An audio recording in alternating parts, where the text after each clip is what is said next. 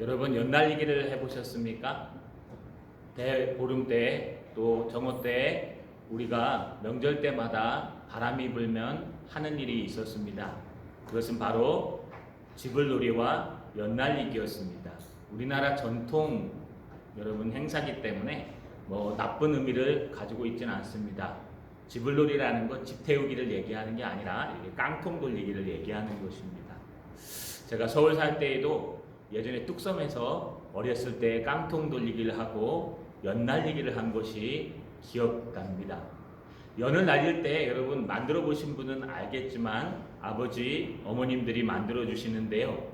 창호지를 가지고 네모나게 접어서 대나무 쌀을 갖다 끼고 네모나게 만든 연을 방패연이라고 얘기합니다. 방패연은요, 바람을 잘 타기 때문에 양옆에 꼬리를 달아서 중심을 잡으면요, 그 줄을 갖다가 이 울레를 대나무로 만들어서요, 아니면 실패를 갖다 만들어서 여러분 그 끈의 길이만큼 바람에 높이 올라가는 걸 볼 수 있습니다. 예, 방패연을 잘 못 만드는 친구들이 가장 먼저 만드는 게 가오리연이라는 게 있습니다.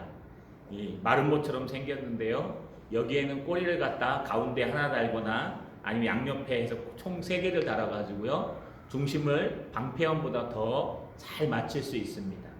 그래서 연날리기를 하는데요, 연날리기에 여러분 여러 가지 재미난 일들이 있습니다. 누가 더 높이 날리는가. 또 하나는요, 연싸움을 합니다. 어떻게 합니까? 연끼리 부딪혀서요, 이 끈이 왔다 갔다 하다가요, 결국 끈이 끊어지는 쪽이 지는 것입니다. 그래서 연날리기에 가장 중요한 것은 바람과 또 바람을 잘 타는 연이기도 하지만 더 중요한 것은요, 그걸 붙들고 있는 끈, 그걸 붙들고 있는 실타래, 이것이 얼마나 중요한지 모릅니다. 그래서 연싸움에 이기기 위해서요, 어떤 사람들은 이 연실에다가요, 흙가루를 묻히기도 하고 유리가루를 묻히는 것까지도 보았습니다. 왜냐하면요, 끊어지지 않기 위해서. 만약에 연끈을 실이 아니라 노끈 같은 굵은 것으로 하면요, 연이 뜨질 않고 높이 올라가질 않습니다. 그래서 이 실타래에 물을 먹이고 풀을 먹이고 또 가루들을 먹여서요, 여러분 끊어지지 않는 연을 만드는 것이 굉장히 연에는 중요한 것 중에 하나였습니다. 특별히 이 연의 입장에서 보면은요, 이 줄이 생명과도 같습니다. 그래서 바람이 자기를 높이 올렸고 또 그 바람과 이 꼬리로 중심을 잡고 높이 올라갔지만 결국 주인이 잡고 있는 이 연줄이 연싸움을 하다가 또는 여러 가지 일로 끊어져 버리면요, 그 연은요 어디로 날아갔는지 모르게 헐헐 날아가서요, 누구의 지붕 위에, 전봇대 위에, 나무 위에 걸리게 되어 있습니다. 우리 신앙에도 비슷한 것들이 있습니다. 우리가 하늘을 나는 것 같고 우리가 이 땅에서 잘 살아가는 것 같고 때로는 이 땅에서 안 날아가는 것 같지만 여러분 가장 중요한 것은 내가 어느 끈에 묶여 있냐가 가장 중요합니다. 내가 묶여 있는 끈이 정말 우리 주인이 튼튼하게 흙을 먹이고 가루를 먹여서요 끊어지지 않는 연줄이라면 그것은 튼튼한 줄이 될 것입니다. 물론 자유롭게 날아갈 수는 없지만 다시 주인한테 잡혀가서요, 때로는 바람이 안 불 때는 주인이 뛰어가고 바람이 불 때는 주인이 여는 줄을 풀어주고 감았다 풀었다 당겼다 하면서요, 이 연을 잘 날릴 수 있도록 신앙도 마찬가지입니다. 반면에 여러분 이 줄을 잘못 붙들면요, 줄이 약하거나 잘못되어 있어서 주인으로부터 연이 이 줄이 끊어져 버리면요, 더 높이 날아갈 것 같은데 사실은 그렇지 않습니다. 철렁철렁 거리다가요, 바람도 타지 못하고 그저 종이장처럼 땅에 곤두박질 치는 것을 볼 수 있습니다. 신앙에 줄이 중요합니다. 세상에도 줄이 중요하죠. 여러분 학연줄, 또 지역줄, 또 혈역줄, 여러 가지 줄이 중요하지만 그런 줄을 얘기하는 것이 아니라 우리 신앙인들에게는요, 하나님이 우리에게 내려주신 은총이라는 줄, 은혜라는 줄, 말씀이라는 줄이 얼마나 소중한지 모릅니다. 이 줄을 놓치기 시작하면은요, 한없이 날아가는 것 같지만 결국 주인을인 연처럼요, 어느 사람의 지붕 위에 또 전봇대 위에 걸리게 돼 있다는 겁니다. 저 여러분, 우리는 하나의 방패연이요, 조금 모자르면 가오리연일 것입니다. 우리가 오늘 어떤 줄을 붙들고 있어야 하는지, 어떤 줄을 꼭 붙들고 놓지 않아야 하는지 살펴보는 저 여러분 되시기를 주님의 이름으로 소망합니다. 여러분, 스가랴서 후반부는요 9장부터 14장까지 되어 있는데, 하나님께서 이제 성전 재건을 하고 예배를 회복한 사람들이 30년 동안 어떻게 살았는지를 기준으로 해서요 한 36년 후에 쓰여진 것으로 보이는데요, 이 말씀을 통해서 9장부터 14장까지는 두 가지를 지금 경고하고 예언하고 있는 것입니다. 너희가 지금까지는 이렇게 살았는데 이제 앞으로 너희에게 하나님께서 이렇게 역사하실 거야. 그런데 그때 절대로 하지 말아야 될 것과 절대로 해야 될 것에 대해서 설명하십니다. 그것이 바로 9장부터 14장까지 등장하는 스가랴서 후반부의 경고의 예언입니다. 그래서 이 부분은요 해석하기가 상당히 어렵습니다. 왜냐하면요 현재를 해석해야 되기도 하지만 또 미래를 해석해야 되기도 하기 때문에, 여기에는 또 수많은 메시아 예언들이 들어있기 때문에 스가랴서 후반부를 우리가 잘 이해한다는 것은 굉장한 연구와 굉장한 묵상이 필요합니다. 특별히 우리가 10장에 들어오면서 거짓 선지자들의 모습, 거짓 신앙의 모습을 배웠습니다. 비를 내려주시고 은혜를 내려주시는 것이 여호와 하나님이신데, 우리는 엉뚱하게 가나안 땅의 풍습, 세상의 풍습을 따라 여러분 바알과 복술자들을 찾아가는 그 모습을 보면서 하나님이 진노하셨습니다. 그러면서 너희는 누구를 의지하라? 하나님을 의지하라 라고 목자들을 야단치십니다. 그러면서 뒷부분에요 겸손히 나귀를 타시고 올 메시아가 오실 텐데, 그분이 이 땅의 왕이 되어서 그분의 다스림을 받는 하나님의 나라가 이루어질 것이다. 그리고 그분은 너희를 저 애굽 땅에서, 아수르 땅에서 휘파람을 불러서 그들이 고난의 강을 건너 하나님께로 돌아올 수 있도록 제2의 거대한 출애굽의 역사를 이룰 것이다 라고 말씀하시는 것이 우리가 지금까지 살펴본 말씀입니다. 그러면서 오늘은요 이제 미래에 있어야 될, 이미 30년 후, 회복한 지 30년 후에부터 시작된 이스라엘 사람들의 교만을 먼저 이야기합니다. 너희가 놓아야 될 줄이 무엇인가? 너희에게 하나님의 복음이 들어가고 너희에게 신앙에 들어가고 하나님의 말씀이 들어갈 때에 가장 먼저 하나님의 백성들이 내려놓아야 할 것이 무엇인가? 세 가지를 얘기하는데, 이 모두를 합쳐서 교만함을 내려놓아야 된다는 것입니다. 우리가 교만하면은요 하나님의 말씀이 들려오지 않습니다. 우리가 거만해지면은요 하나님의 복음이 절대로 우리를 장악하지 못합니다. 우리가 교만함을 갖고 있으면요, 낮아지지 않으면요, 낮은 곳에서 전하시는 예수 그리스도를 만날 수가 없습니다. 오늘 그것이 바로 등장하는 말씀이 여러분과 제가 읽으신 11장 1절 말씀입니다. 레바논아 내 문을 열고 불이 내 백향목을 사르게 하라. 2절 너 잣나무여 곡할지어다. 백향목이 넘어졌고 아름다운 나무들이 쓰러졌음이로다. 바산의 상수리 나무들아 곡할지어다. 무성한 숲이 엎드러졌도다. 여러분, 여기 지역이 두 군데 등장합니다. 하나는 레바논이고요, 하나는 바산입니다. 요단을 중심으로 해서 저 북쪽으로 있는 이스라엘 서편의 북쪽은요 레바논이라고 표현합니다. 그리고 그 요단강 건너편에 있는 게 바로 바산이라는 곳입니다.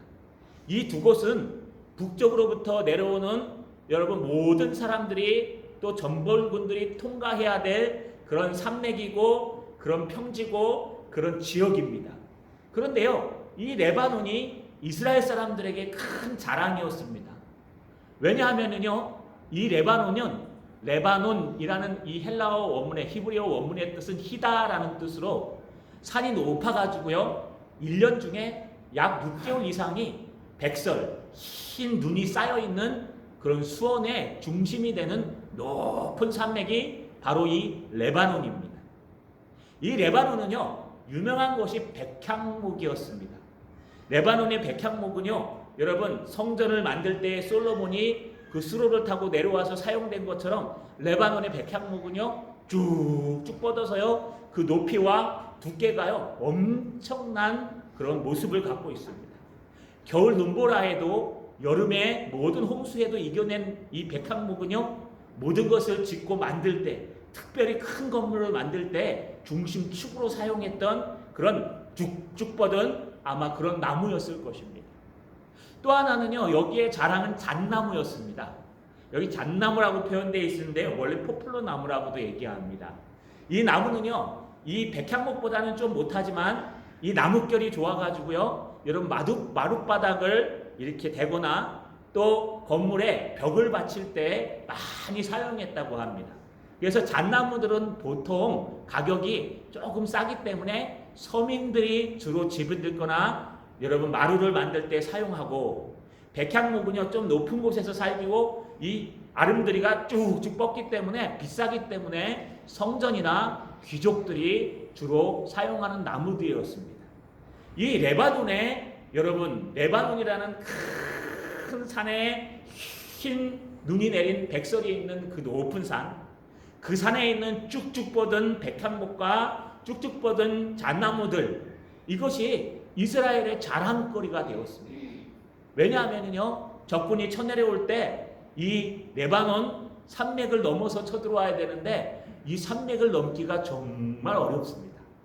이 당시에 뭐 탱크가 있습니까? 장갑차가 있습니까? 다 도보로 말을 타고 넘어가야 되는데요, 레바논을 넘다가 죽은 계곡에 빠져 죽은 사람도 있고, 그래서요 천의 요새 중에 하나가 바로 이 레바논이었습니다.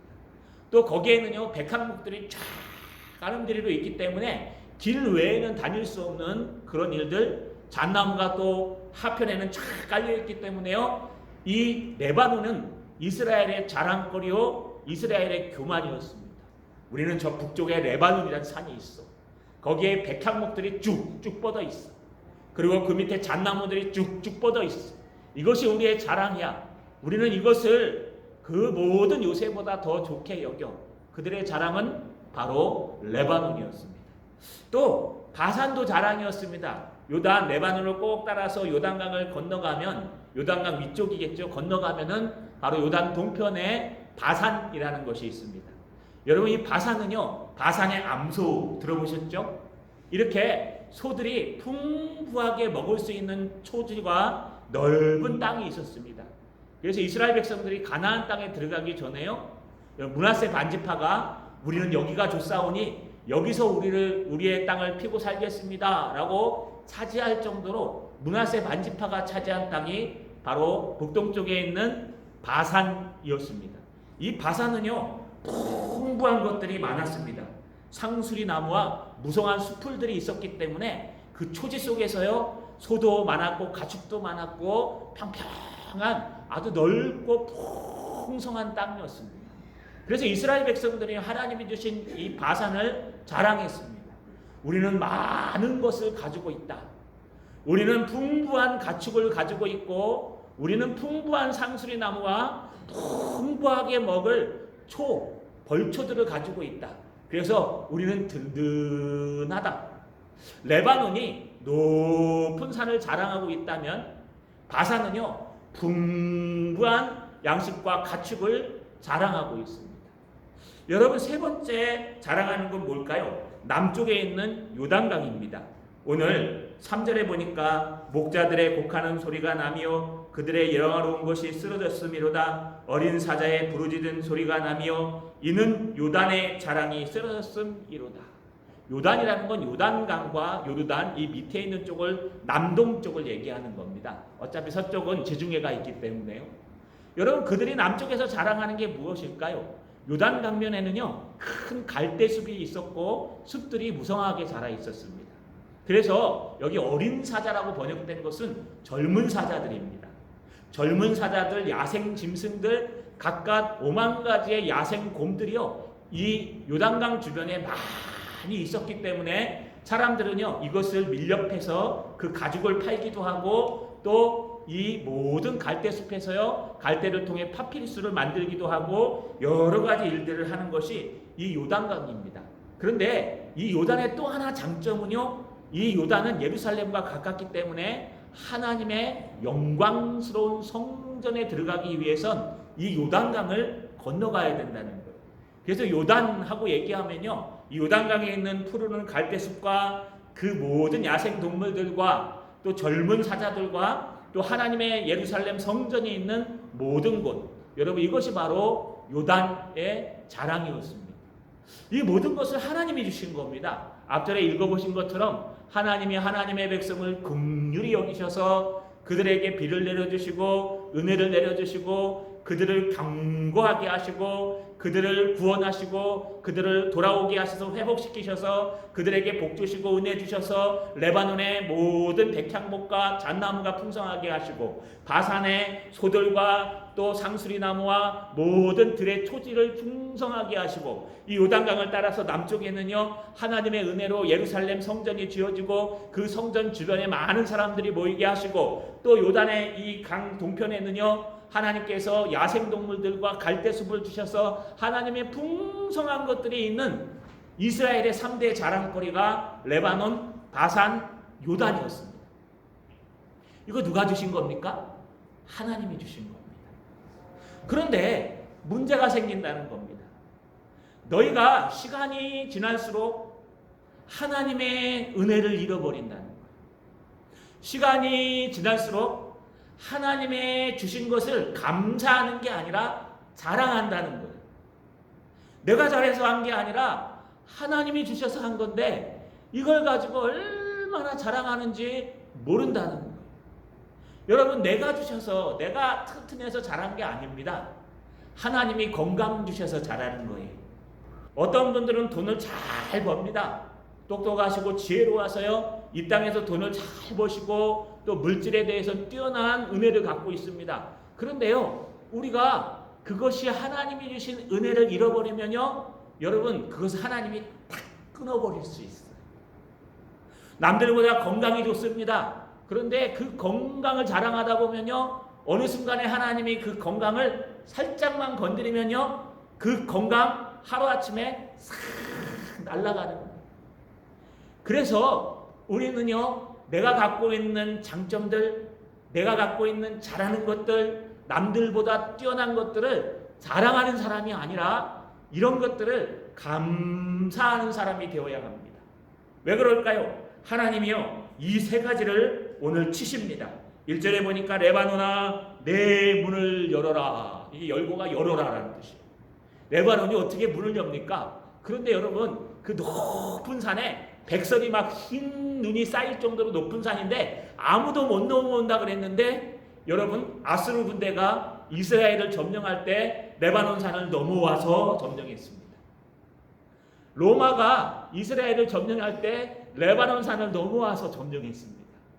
역사 가운데요 상상도 못했던 그 레바논 산을 넘어서 북방 민족들이 두 민족이나 와서 이스라엘 백성들을 점령해 버렸습니다. 아니 로마는 뒤에 등장할 것이기 때문에 예언하는 것입니다. 너희가 자랑하는 것 하나님이 넘어간다는 거예요. 여러분 전차를 끌고 넘어가다 보니까 백향목이 걸림돌이 됩니다. 여러분 쭉쭉 뻗은 백향목 속에 여러분 우리나라 탱크도 지나가기가 어려운데요. 그 부수고 그게 마차들이나 말이 지나가겠습니까? 그러니까 그냥 벌목해버리는 거예요. 태워버리는 거예요. 불에다. 여기 뭐라 그럽니까? 레바논아 내 문을 열고 불이 내 백향목을 사르게 하라. 그냥 태워버리는 겁니다. 나무들은 다 지나가야 되니까 병사들이. 결국 불이 그 자랑스러운 백향목을 사르게 했습니다. 너 잣나무여 곡할지어다. 백향목이 넘어졌고 아름다운 나무들이 쓰러졌음이로다. 여러분 잣나무들이 이제 곡해야 돼요. 여러분 백향목도 넘어갔는데 너는 뭘 가겠냐? 너도 넘어간다는 거예요. 그렇게 자랑이었던 레바논의 높은 산도 무너지고, 그렇게 자랑이었던 백향목 쭉쭉 아름드리도 지나가서 다 불태워버리고, 밑에 있는 잣나무도 다 불태워버리기 때문에 너희가 자랑하는 그 교만, 너희가 자랑하는 것이 있다면 여러분 그 교만은 분명히 무너진다는 거예요. 또 바산도 똑같습니다. 바산의 상수리들아 곡할지어다. 곡한다는 것은 땅을 치면 통곡하라는 거예요. 상수리 나무가 어떻게 곡합니까? 그런데 바산의 자랑이었던 상수리 나무 숲풀과 그 모든 무성한 숲풀이요, 여러분 곡해야 된다는 거예요. 왜요? 그 무성한 숲풀들이 엎드려졌도다. 로마가요 AD 70년에 디도 장군에 의해서 이스라엘 백성들을 침략할 때요, 이 바산의 모든 숲들이 싹 다 불태워 버렸습니다. 바산의 소들이요 다 잡혀서 이 로마의 모든 육축 고기들은요 바산에서 가져온 그 기름진 소들을 사용할 정도로 여러분 AD 70년에 이 바산은 쑥 주저앉아 버렸습니다. 뿐만입니까? 여러분 교만 중에 하나였던 남유다는 어떻게 될까요? 요단의 자랑거리. 여러분 오늘 3절 중반절에 보면 어린 사자의 부르짖는 소리가 나며 이는 요단의 자랑이 쓰러졌음이로다. 여러분 요단의 자랑이 쓰러졌대요. 어린 젊은 사자들이 다 죽고 숲풀이 다 불태워지고 또 이 요단의 자랑이 예루살렘 성전이 다 무너지는 날이 다시 올 것이다. 그러니 너희는 자랑하지 마라. 교만하지 마라. 라고 얘기하는 거예요. 그런데 3절 상반절에 보니까요. 목자들의 곡하는 소리가 나며 그들의 영화로운 곳이 쓰러졌음이로다. 이걸 원문대로 해석하면요. 나미오가 없어요. 그래서 목자들의 곡하는 소리여 그들의 영화로움이 엎드려졌도다. 쓰러졌도다. 이렇게 표현합니다. 여러분 그들의 영화로움이 뭘까요? 목자들의 영화로움 뭘까요? 목자들의 영화로움, 지도자들의 영화로움은 바로 얼마 전에 몇십 년 전에 기록한 몇십 년 전에 5만 사람의 남은 사람들이 페르시아에서 돌아와서요 성전을 재건한 그 성전이 영광입니다.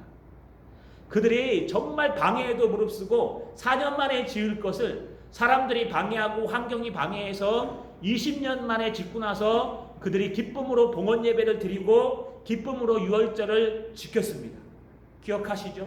여러분 그 지킨 감동 속에서 그들이 정말 계속해서 놓치지 말아야 될 것은 하나님의 은혜요 하나님의 모든 것인데 그들은 뻥 뚫린 벽을 바라보면서 하나님을 놓치고 또 다른 것을 놓치고 아니 이제 하나님이 복 주시니까요 그 복 주시고 은혜 주신 여러분 개구리가 올챙이절 생각 못한다고 그 올챙이절에 정말 하나님의 은혜로 개구리가 되게 하셔서 여러분 자랑하게 해주신 모든 영광스러운 것들을 너무 자랑하다가 결국 다 쓰러져서 목자들이 지금 곡하는 소리를 내는 것입니다.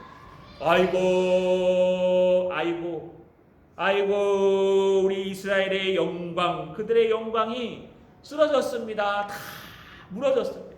레바논도 무너지고 바산도 무너지고 요단도 무너지고 하나님의 성전도 다시 무너질 날이 올 것입니다. 라고 주님은 예언하고 있는 것입니다. 자 여러분 그래서 하나님의 백성들은요 절대로 교만하면 안 됩니다. 교만은요 절대로 우리의 신앙을 자라게 하지 못합니다. 하나님의 백성들은 자랑하시면 안 됩니다. 세상 사람들도요 일반 은총 중에 자랑하지 말라는 게 있어요. 물론 여러 가지 일로 자랑합니다. 세상 사람들이요 이렇게 사람이 하나 태어나면요 자랑하지 않습니다. 왜냐하면은요 혹시 이 세상 이건 세상 사람들 얘기예요. 이 신들이 질투해 갖고 데려간다고 그래 갖고 하는 일이 뭐였습니까? 이름을 갖다가 막 엉망으로 짓는 거죠. 개똥이, 소똥이, 말경이. 죄송합니다. 네. 개똥이, 소똥이, 말자, 뭐 순자, 죽자, 뭐 이상한 애들 많지 않습니까? 여러분 이런 말경이는 좋은 의미입니다, 여러분. 여러분 그러니까요 이런 이름을 짓는 이유가 뭐냐 하면은요 그 사람이 좀 오래 살라고 짓는 거예요. 그래서 예명이 있고 가명이 있고 오늘날요 많은 사람들이 이름을 바꿔요. 근데 옛날 어르신들이요 세상 사람들도 세상 신이 질투해가지고 우리 아이들 데려갈까봐 이름을 엉망으로 지어요. 여러분 마찬가지입니다. 우리 하나님도 질투하세요. 우리 하나님도요 자기보다 더 기준이 여기고 더 자랑하는 것이 있으면 하나님께서는요 질투하는 하나님이신즉 하나님은 우리를 정말 사랑하셔서 여러분 우리의 일거수일투족을 다 보고 계시기 때문에 우리가 하나님을 자랑하는지 세상 것을 자랑하는지 우리가 하나님은 다 알고 계시는 거예요. 하나님은요 하나님께 자랑하기를 원하지 않고 감사하기를 원하는 것입니다. 우리가 교만하지 않을 수 있는 방법은 겸손해지는 게 아니에요. 겸손해지는 건 우리 스스로 할 수 있는 게 아닙니다. 우리가 교만하지 않는 방법은 자랑하는 거예요. 어떻게 해요? 하나님을 자랑하는 겁니다. 여러분 고린도 교회가 많은 싸움이 있었습니다. 너희 은사가 더 세냐? 내 은사가 더 세냐? 아니면 네가 개바파냐? 바울파냐? 아볼로파냐? 이것도 저것도 아닌 그리스도파냐? 여러분 파벌을 나누고 자기의 은사들을 막 자랑하고 사도 바울이 그렇게 힘들게 1년 6개월 동안 하나님의 복음으로 가르쳤던 그들이요 이 최고의 고린도 교회가 서로 다투고 서로 싸우고 분쟁하니까요 사도 바울이 뭐라고 여러분 고린도전서 26장 하반절에 뭐라고 얘기합니까? 하나님의 지혜와 하나님의 능력에 대해서 얘기하면서 이렇게 얘기합니다.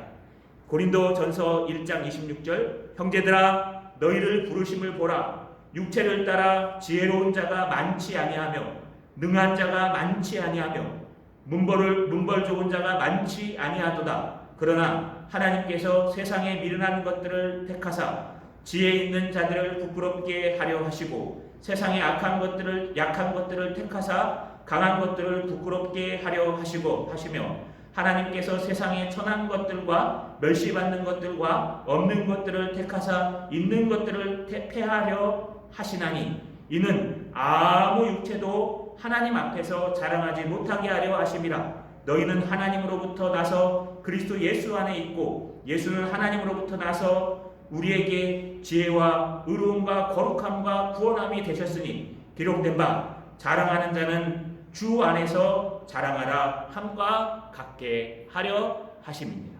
할렐루야. 여러분 우리는요 자랑할 게 있으면 하나님을 자랑하는 마음을 여기다 꼭 넣고요. 나는 겸손하게 안 그런 척 하라는 게 아니에요. 자랑하세요. 여러분 하나님이 복 주셔서 돈 많으면 돈 자랑하세요. 괜찮아요.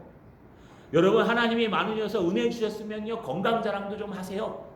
하나님이 공부를 많이 하게 했으면 지식 자랑도 좀 하세요. 하나님이 좋은 가족을 주셨으면 가족 자랑도 좀 하세요. 여러분 자랑해야 할 거 아니에요. 뭐 맨날 와가지고 겸손한 난 아무것도 몰라요. 그러면서 다 알아요.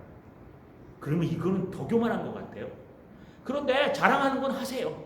그런데 그 자랑이 누구를 위해 자랑하라고요? 우리의 자랑이 아니라 하나님을 자랑하라.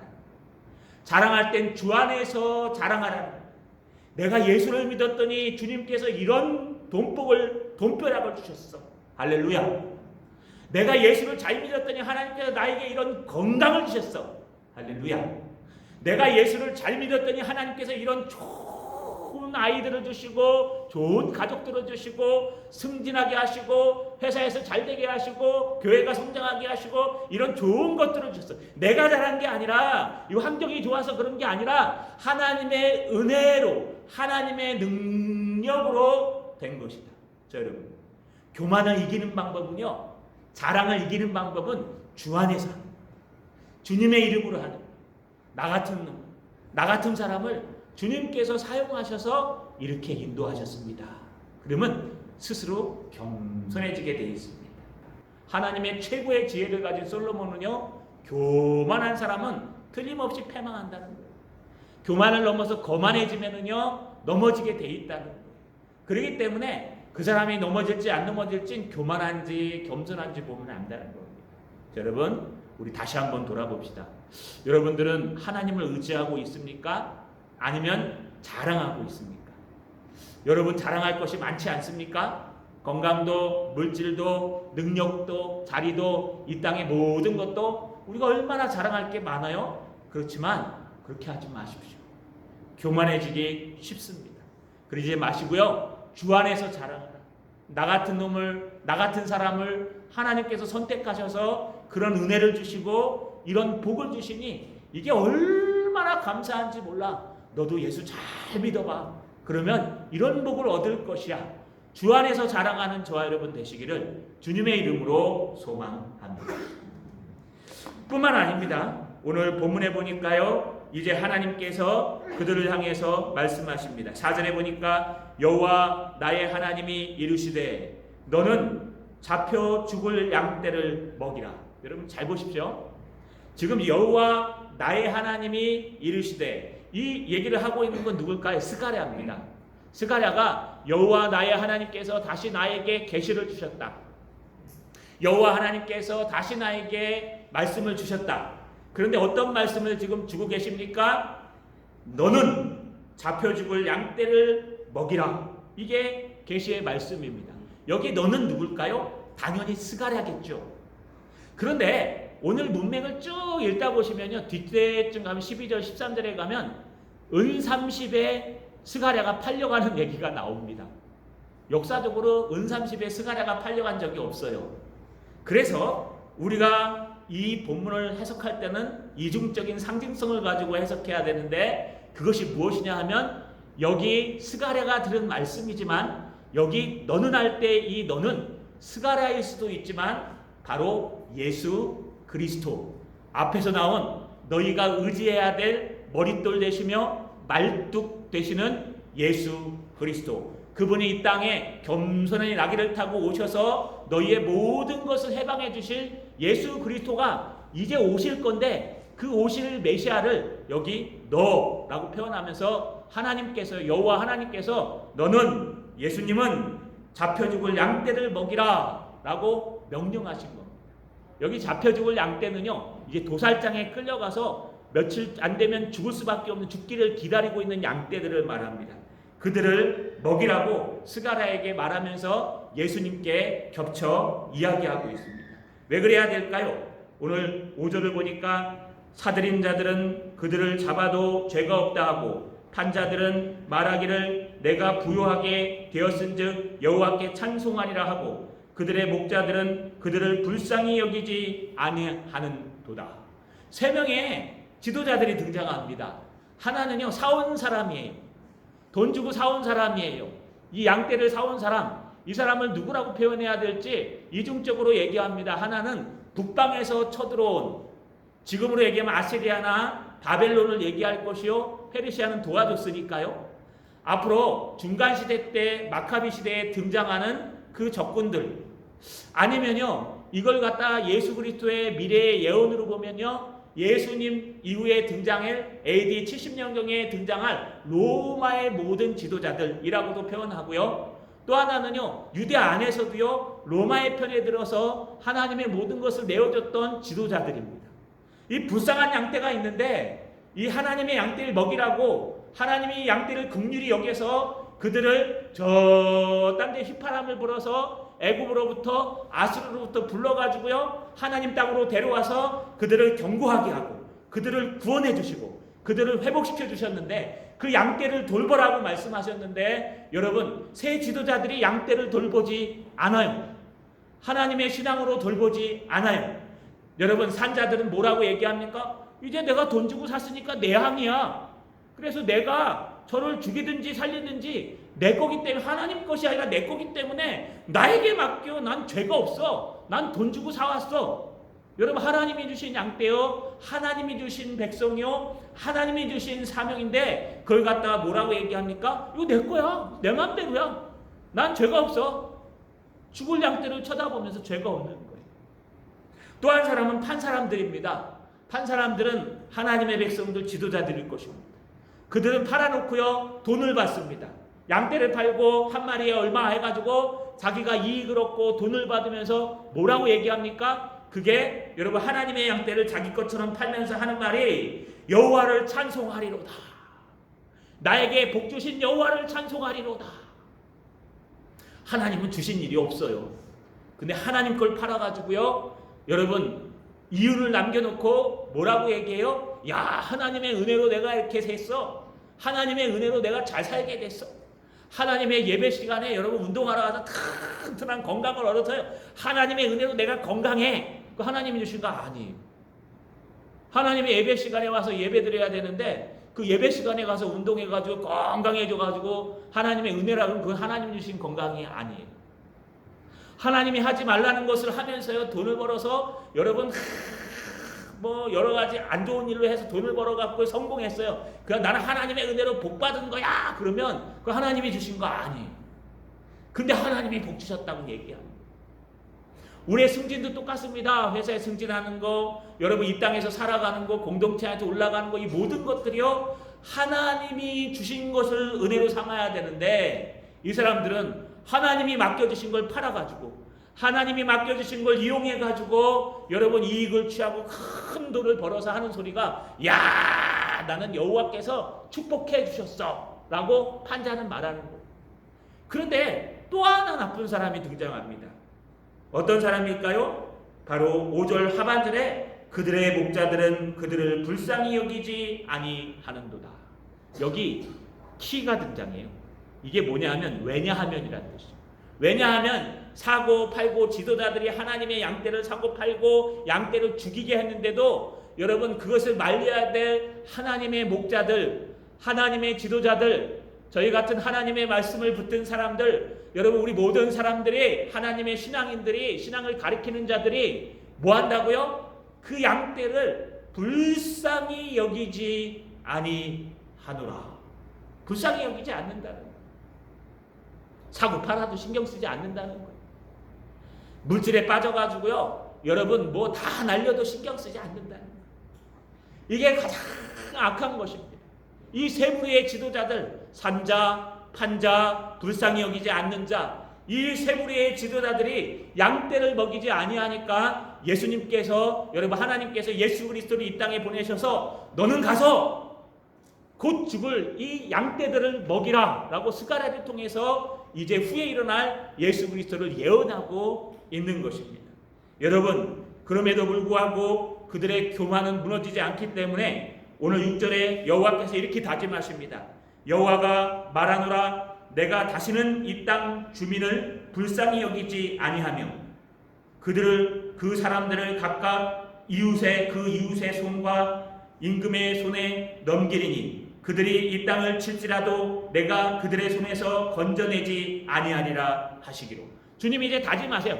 내가 이제 너희들 절대로 불쌍히 여기지 않을 거야. 내가 다시는 이 땅 주민들을, 이 땅의 양떼들을 불쌍히 여기지 않을 거야. 이 땅은 어딜까요? 지금 성전이 재건되고 예배가 재건돼서 여러분 하나님의 신앙으로 살아가는 하나님의 백성들, 이제 400년이 지나고 그 400년 안에 여러분 하나님의 놀라운 역사들이 일어납니다. 여러분 어떤 일들이 일어날까요? 자랑하고 여러분 교만하고 내가 잘났다 네가 잘났다 막 교만에 있는 혈연지연 학연 모든 것들을 붙들고 세상 사람과 똑같이 살아가는 그 지도자들이 여러분 산자나 판자나 심지어는 목자들까지도 불쌍히 여기지 않는 그들을 보고 주님께서 너무 답답하셔서 마음속에 여호와가 말하노라 라고 하면서요 내가 다시는 이 땅 주민을 불쌍히 여기지 않을 거야. 아니 하나님이 긍휼히 여기고 불쌍히 여기셔서 저 애굽으로부터 저 아수르로부터 불러 휘파람을 불러 모아가지고 구원하시고 여러분 회복시키셨는데 그들이 하나님을 자랑하고 하나님을 따라가야 되는데 세상을 자랑하고 세상을 따라가고 세상의 은혜를 따라가니까요 주님께서 또 그 지도자들이 그것을 갖다가 관가하니까요 주님께서 뭐라 그래요? 내가 다시는 너희들 안 도와줄 거야. 내가 다시는 너희를 불쌍히 여기지 않을 거야. 내가 너의 이웃 왕들에게 너의 이웃들에게 너의 이웃의 임금들에게 널 그냥 놔둬버릴 거야. 그들이 너를 손을 대도 내가 손 하나 까딱 안 하고 있을 거야. 여러분 여기 잘 보시면 원문대로 읽으면요 6절에 여호와가 말하노라 내가 다시는 이 땅 주민을 불쌍히 여기지 아니하고 그 사이에 뭐가 들어가냐 하면요 그러므로 보라 내가 그 사람들을 각각 이웃의 손과 임금의 손에 넘기리니 여기 그러므로 보라 아노키 내가 하고 강조하고 있어요. 주님께서 하신대요. 주님께서 교만한 자들, 자랑하는 자들, 하나님이 맡겨주신 양떼, 하나님이 맡겨주신 영혼, 하나님이 맡겨주신 사명에 전혀 관계없이 그것을 이용해서 이웃을 남기고 그것을 이용해서 여러분 다른 줄을 잡고 살아가는 그들을 내가 싹 다 그 이웃의 손에 넘기고 그 이웃 임금에게 다 넘길 거다. 봐라, 내가 할 거다. 여러분, 그러면서 그들이 이 땅을 칠지라도 내가 손 하나 까딱 안 하고 건들지 아니할 거야. 하나님이 포기하시는 거예요. 내어주시는 거예요. 여러분, 이게 무서운 말씀이에요. 저는 이 말씀을 연구하면서 참 원문대로 읽으니까 오금이 막 저렸어요. 야, 나 이런 지도자 아닌가? 하나님이 나에게 맡겨주신 양떼를 팔아먹는 지도자 아닌가? 하나님이 나에게 주신 막대를 정말 이렇게 뭐 돈 주고 사오는 지도자 아닌가? 정말 내가 불쌍히 여기고 있는 건 맞는가? 그들의 아픔이 나의 아픔이 되는 게 맞는가? 하나님이 지혜도 없고 무능력하고 이 병들어서 이제 무기력까지 한 저 같은 놈이 어떻게 하나님 큰일 났습니다. 가만히 하나님 앞에 기도하니까 하나님이 기회를 하나, 돌파구를 하나 주셨어요. 그게 뭐냐면 기도하라. 기도하라. 힘으로도 되지 않고 능력으로도 되지 않기 때문에 오직 너는 만군의 여호와의 영으로 되니까 너는 기도하라. 나는 정말 영혼을 사랑하는 목자가 맞는가? 저만 그럴까요? 여러분도 똑같지 않아요? 하나님께서 여러분에게 이웃의 친구를 붙여주시고 여러분에게 지도자인 왕을 붙여주시고 이웃 사람들을 붙여주신 이유가 뭘까요? 여러분, 그들을 짓누르고 억누르고 그들보다 높아져가지고 성공하라고요? 그거는 아닙니다. 하나님의 나라가 아니에요. 하나님의 다스림을 받는 사람들은 교만하거나 자랑하지 않습니다. 하나님의 다스림을 받는 사람들은 겸손하여서 하나님을 의지하는 거예요. 제가 잘하는 것들을 하나님이 다 꺾어 놓으시니까요. 요즘 기도하는 내용은요. 하나님, 저는 무죄합니다. 하나님, 저는 무기력합니다. 하나님, 저는 무능합니다. 그래서 성령밖에는 없습니다. 성령이 아니고서는 예수를 주로 시인할 수 없습니다. 성령이 아니고서는 사람 머리카락 하나도 희고 검게 할 수 없습니다. 성령이 아니고서는 사람의 마음을 절대로 바꿀 수 없습니다. 예전에는 만나면 다 바꿨어요, 한 번에. 그런데 이제 그럴 능력도 없습니다. 하나님, 성령께서 바꿔주시옵소서. 성령께서 저들의 마음을 바꿔주시옵소서. 사람 만나기 전에 기도해요. 성령께서 바꿔주시옵소서. 성령께서 은혜 주시옵소서. 여러분, 성령이 아니하고는요 아무것도 할 수가 없다는 거예요. 그런데 우리 주님께서 그래도 은혜가 있습니다. 7절에 보니까 내가 잡혀 죽을 양떼를 먹이니 참으로 가련한 양들이라. 예수님께서 오셔갖고요 그 다 버림받은 양떼를 먹이는데 정말 참으로 가련한 양떼들이었어요. 그래서 예수님께서 하시는 일이 있어요. 내가 막대기 둘을 취하리니 하나는 은총이라 하며 하나는 연합이라 하고 양떼를 먹일세. 여러분, 예수님께서 오셔서 두 가지의 막대기를 갖고 오시는데 여러분, 이게 하나는 은총이요 하나는 연합입니다. 여러분, 이스라엘 백성들은 목자들이요 지팡이와 막대기를 갖고 다녔다 그랬어요. 시편에 보시면 시편 23편 4절에 다윗이 뭐라 그럽니까? 내가 사망의 음침한 골짜기를 다닐지라도 해를 두려워하지 않을 것은 주께서 나와 함께 하심이라. 주의 지팡이와 막대기가 나를 안위하시리라. 지팡이와 막대기가 있었는데요, 막대기는 채찍 같은 거예요. 그 지팡이는 날카롭고 굵은 거예요. 그래가지고요 이스라엘 목자들은 두 개를 갖고 다녔어요. 이 채찍은 언제 사용하냐 하면 양떼를 몰 때 양떼가 다칠까봐 소리만 나는 거예요. 이쪽으로 가면 착 때려갖고 일로 가라, 절로 가면 이쪽으로 착 때려갖고 일로 가라. 여러분, 그거 맞았다고 죽지 않아, 상처받지 않아요. 그냥 따끔하기만 하고 양은 글로 가는 거예요. 그래서 그 막대기가요 우리를 안위하시는 거예요. 그 막대기가 뭐냐면 바로 은총이에요. 은총. 은총은 뭐냐면요 히브리어로 노암이라는 단어인데 친절, 은혜, 애정. 그래서 하나님께서 당신의 백성에게 베푸시는 은혜를 가리켜요. 여러분, 예수님께서 우리에게 주신 은혜가 뭐예요? 십자가의 은혜, 부활의 영광, 승천의 돌보심. 예수 그리스도의 은혜, 하나님의 외아들 예수 그리스도를 우리에게 보내셔서 우리가 그분을 딱 붙들고 그분의 은혜를 구하면 그분께서 우리에게 은혜 주신다는 거예요. 예수님은 임마누엘이시기 때문에 우리를 붙들어 주시기 때문에 여러분이 어떤 상황에 있어도 은혜 주신다는 거예요. 주님의 십자가를 붙들면 거기에서 은혜가 나오고, 주님의 부활을 붙들면 거기에서 소망이 나오고, 주님의 승천하셔서 하나님 우편에서 지금도 우리를 위해 기도하시는 것을 들으면 여기서 용기가 나오고, 나는 곧 길이요 진리요 생명이요 나로 말미암아 결국은 아버지께로 갈 자가 아무도 없느니라. 예수 그리스도 외에는 길이 없고 진리가 없고 생명이 없고, 예수 그리스도가 참된 지혜며 예수 그리스도를 믿는 자는 구원을 얻는 것, 이게 바로 은총이요 은혜라는 겁니다. 할렐루야. 이거는요 아무리 두들겨 맞아도 괜찮아요. 여러분 막 두들겨 맞아 아파가지고 아이고 은혜입니다. 아이고 은혜입니다. 아이고 일로 가면 안 되는구나. 은혜입니다. 아이고 은혜입니다. 여러분 은혜입니다. 은혜입니다. 은혜입니다. 이거는요 하나님이 때리셔갖고 죽는 게 아니에요. 그건 은혜예요. 그런데 지팡이 역할이 하는 게 있어요. 그게 바로 연합입니다. 이 연합이라는 단어는요 히브리 원문으로 헤벨이라는 단어를 쓰는데 끈, 측량줄, 집단이라고 해서요 두 가지 의미를 갖고 있어요. 하나는 끈이에요. 끈이라는 건 뭐냐 하면 사랑의 띠로 하나로 묶는 끈이에요. 이 연합이라는 거예요.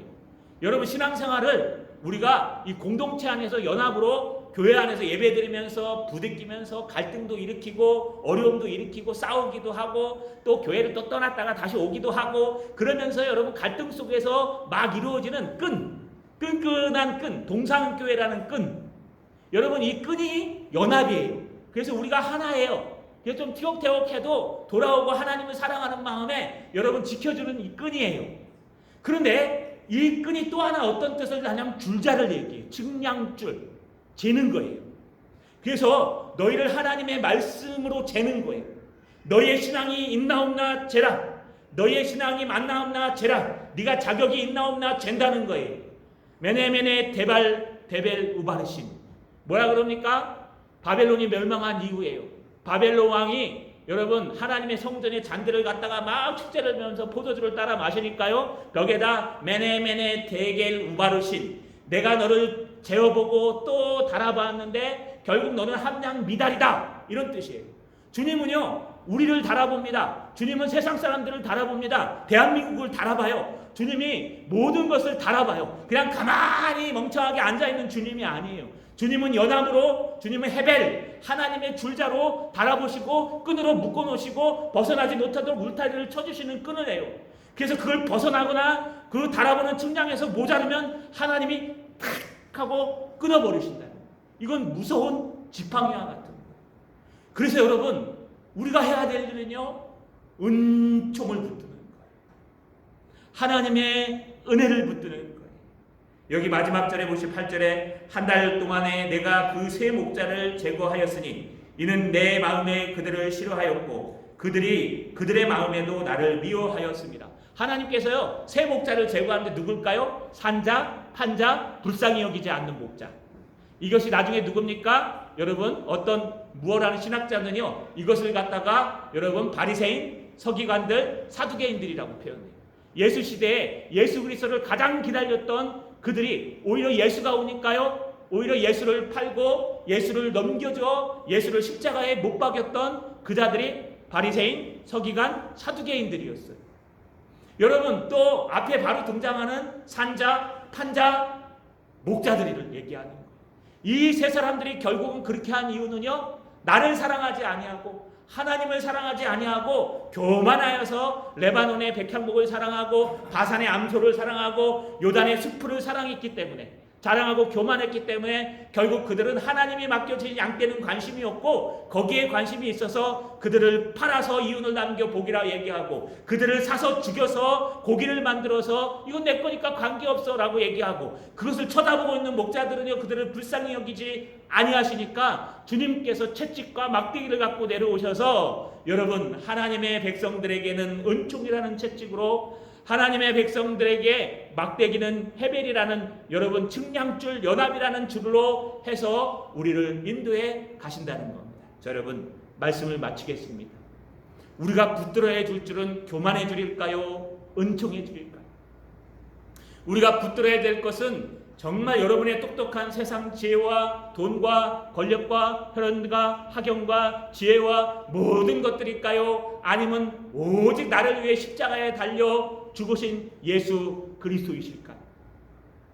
여러분, 우리는 은총의 줄을 붙들어야 됩니다. 그것이 힘이 없을 것 같아요. 능력이 없을 것 같아요. 그렇지만 그렇지 않아요. 여러분, 어떤 문제가 있으십니까? 가정에 큰 문제가 있는데 내 힘으로 해결되지 않을 것 같습니까? 그러면 다 무릎 꿇고, 주님, 저는 무능합니다. 주님, 저는 무지합니다. 주님, 저는 무기력합니다. 내가 무엇이 잘못된 줄도 모르겠고 내가 무엇을 잘못했는 줄도 모르겠습니다. 그러나 주님의 은혜만큼은 압니다. 나 같은 놈을 위해 십자가에 달려 들어가신 예수 그리스도의 십자가의 보혈, 내가 부활할 것을 아시고 먼저 부활의 첫 열마가 되신 우리의 희망이 되신 예수 그리스도, 또 하늘의 우편에 승천하셔서 지금도 우리를 위해 기도하고 계시는 예수 그리스도, 그분의 은혜, 내가 이거 하나만 붙들 터이니 주님 해결해 주시옵소서. 저 여러분, 끈을 잘 붙드십시오. 교만의 끈, 자랑의 끈 붙들지 마시고 은총의 끈, 은혜의 끈, 십자가의 끈을 붙으셔서 여러분 정말 하나님이 끝까지 붙들어 주시는 아름다운 연들이 되시기를 주님의 이름으로 축원합니다.